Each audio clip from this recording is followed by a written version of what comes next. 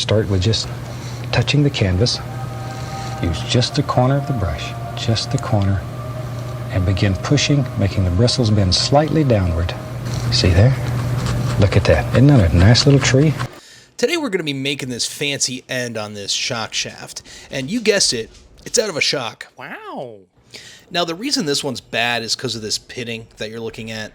That can't really be fixed. That's underneath the chrome layer that's on there. But that's alright because I've got a brand new piece of 1045 chrome plated rod here. Oh, wow. And we're going to make this thing right as rain.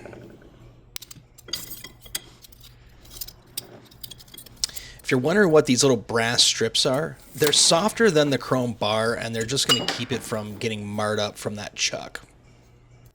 And you're probably also wondering, why the heck are you making a shock shaft when you can just buy one of these from the dealer?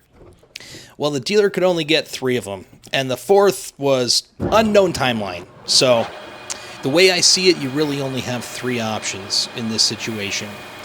First option is to know a machinist, and that's working out pretty well for my customer so far. The second option is to be a machinist already. And the third option would be to go and become a machinist. Are you starting to understand how cool machinists are?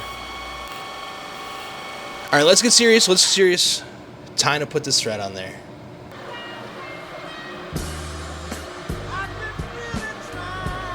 Focus.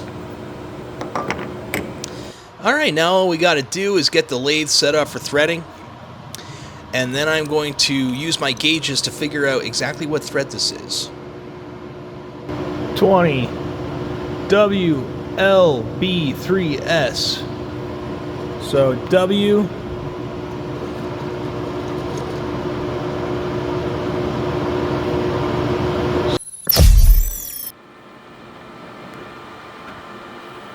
So now you're seeing what this blue die-chem is for.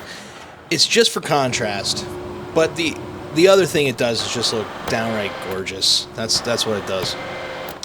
Speaking of downright gorgeous, look at that lathe.